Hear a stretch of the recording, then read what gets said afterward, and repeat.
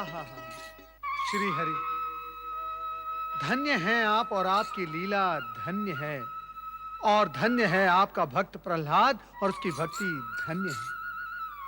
फाल्गुन की ये पूर्णिमा होलिका दहन के नाम से सदा सदा के लिए प्रसिद्ध हो जाएगी। नारायण नारायण नारायण, भजमन नारायण नारायण नारायण। श्री हरि, बड़ी विचित्र है आपकी लीला। जिस प्रहलाद को जलाने का आयोजन था वो फूलों पर बैठा मिला, और जिसे ना जलने का वरदान प्राप्त था वो होलिका अग्नि में जलकर भस्म हो गई।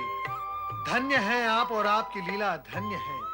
श्री हरि, आप ही की लीला के कारण भक्त प्रहलाद अग्नि से कुंदन की भांति निकल आए। नारद, लीला तो तुम्हारी भी कम विचित्र नहीं है। हमारे समक्ष हमारे भक्त प्रहलाद की भक्ति का गुणगान कर रहे हो, और वहां होलिका की स्मृति में फाल्गुन शुक्ल पूर्णिमा को होलिका दहन का त्योहार घोषित कराए। प्रभु, तो क्या आप मेरी इस घोषणा से सहमत नहीं हैं? असहमत होकर हम इस सत्य को कैसे नकार दें? कैसा सत्य प्रभु?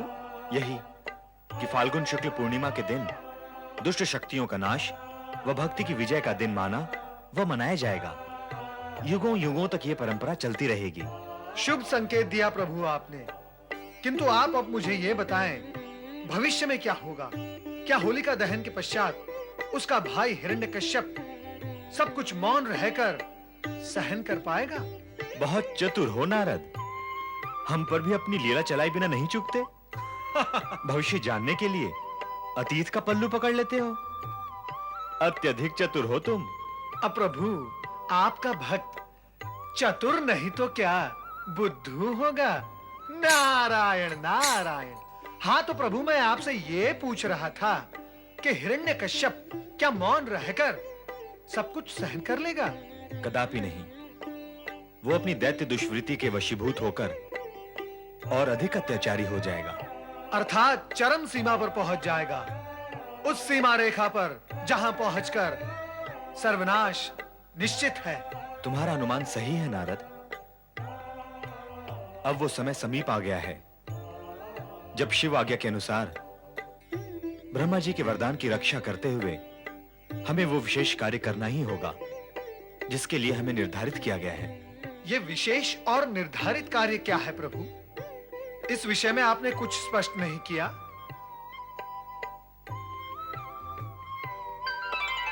माता, नारद का प्रणाम स्वीकार करें। अब तक आप कहां थी माता? प्रभु का संग छोड़कर आप कहां चली जाती हैं?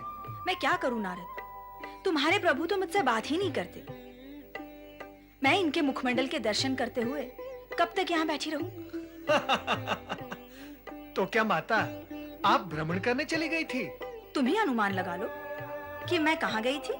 सही अनुमान तक पहुंचने के लिए तुम्हें इतना जानना है नारद कि इनकी केवल दो ही सखियां हैं, देवी सरस्वती और देवी पार्वती। अब तुम्हें केवल इतना जानना है कि ये ब्रह्मलोक गई थीं अथवा कैलाश पर। इतना तो मैं विश्वास पूर्वक बता सकता हूं प्रभु कि माता ब्रह्मलोक कदापि नहीं गई थी, क्योंकि तुम्हारा विश्वास सत्य है नारद, क्योंकि ब्रह्मलोक के गंभीर वातावरण में किसी से चर्चा करना तो असंभव ही है। इसीलिए मैं अपनी सखी पार्वती से भोलेनाथ के विषय में पूछने गई थी। भगवान भोलेनाथ के विषय में? वे तो सदा जगत की चिंता करते हुए समाधि में लीन रहते हैं। उनके विषय में क्या पूछना है?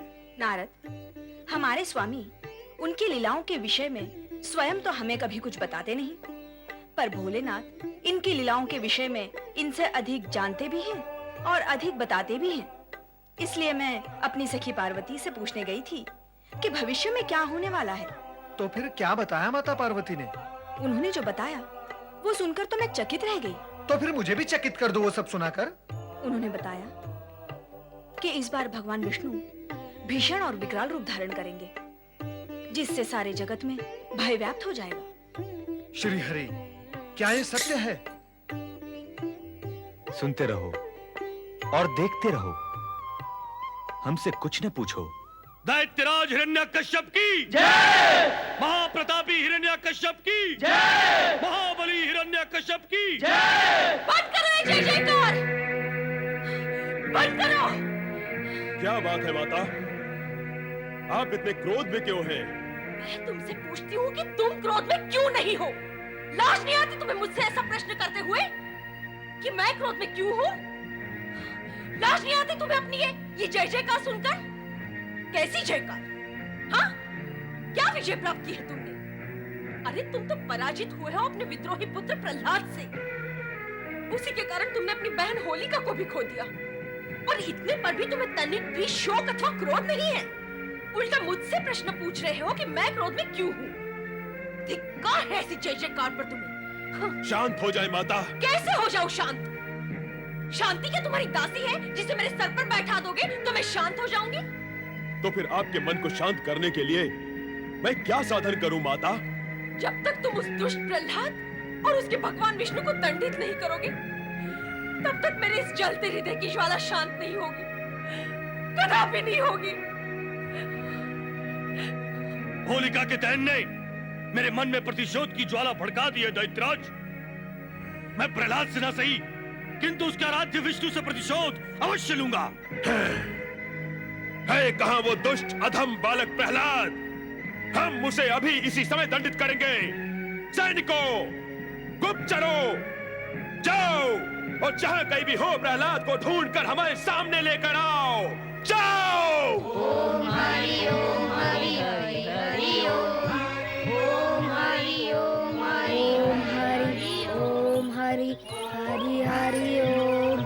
पुत्र प्रहलाद, माता, कितना शांत और दिव्य वातावरण है इस आश्रम का। पर माता, बताओ कि तुम मुझे यहाँ लेकर क्यों आई हो? बताओ ना माता, तुम मुझे यहाँ लेकर क्यों आई हो? अब क्या बताऊं पुत्र, यहाँ आने और लाने का सत्य अत्यंत कटु है। देव ऋषि तो कहा करते हैं ना, सत्य मार्ग पर चलने वालों के लिए कटु सत्य मन, बुद्धि और आत्मा को बलवान बनाता है। कहो ना माता, क्या है वो सत्य? ये तो तू जानता ही है पुत्र कि स्वयं तेरे पिता तेरे प्राणों के शत्रु बन बैठे हैं। वो बार बार तुझे मृत्यु के मुख में धकेलना चाहते हैं। ये देखकर मेरा हृदय कांप उठता है। इसीलिए मैंने तुझे उस भयावह आशंकित वातावरण और परिस्थिति से हटाकर यहाँ ले आना उचित समझा पुत्र। माता, धन तो माता पिता का धन होता है और उनके दिए हुए इस धन पर उनका पूरा अधिकार है। यदि पिताश्री इसे समाप्त कर देना चाहते हैं तो वो उनकी इच्छा है। चुप कर प्रहलाद, चुप कर। पिता की इच्छा होगी तो वे पुत्र को समाप्त कर देंगे, और माँ की इच्छा का क्या होगा? इस जगत में आज तक किसी भी माँ ने अपने ही पुत्र को समाप्त करने की इच्छा की है क्या? ऐसे कैसे मैं तुझे अपने पिता की इच्छा पर समाप्त होने दे सकती हूँ प्रहलाद? अरे मैं माँ हूँ, तेरी माँ। मैं तुझे इस दिशा की ओर देखने भी नहीं दूंगी जहाँ मृत्यु का दुर्गंधपूर्ण काला धुआं उठता दिखाई देता हो। इसीलिए तो मैं तुझे यहाँ ले आई हूँ पुत्र। पर माता, उनसे छिपकर कायरों की भांति यहाँ रहना मुझे स्वीकार नहीं है। आओ चले माता। होगा तो वही जो भगवान विष्णु की इच्छा होगी, और नारायण की इच्छा तो उनके भक्तों के लिए सदा शुभ ही होती है। चलो माता। नारायण नारायण। भक्त प्रहलाद, जब से मैंने तुम्हारे भक्ति के चमत्कारों की कीर्ति कथाएं सुनी है, तब से मैं तुमसे मिलने नहीं तुम्हारे दर्शन के लिए आतुर था। प्रहलाद के दर्शन, अपने शिष्य के दर्शन।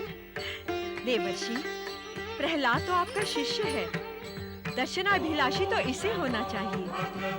सत्य तो ये है कि यदि आपका सहयोग न होता तो इसका जन्म ही संभव न होता। ये तो जन्म से ही आपका ऋणी है। प्रणाम देवर्षि। कल्याण भव, आयुष्मान भव, आनंद भव। देवर्षि, कल्याण और आनंद तो आपके आशीर्वाद और भगवान की कृपा से ही हुआ है। मैं माता द्वारा आपकी कृपा के विषय में भी सब कुछ सुन चुका हूँ। आप श्री नारायण के परम भक्त। बस प्रहलाद बस। मैं श्री नारायण का भक्त अवश्य हूँ, किंतु भक्ति की दृढ़ता में मैं तुम्हारी बराबरी नहीं कर सकता।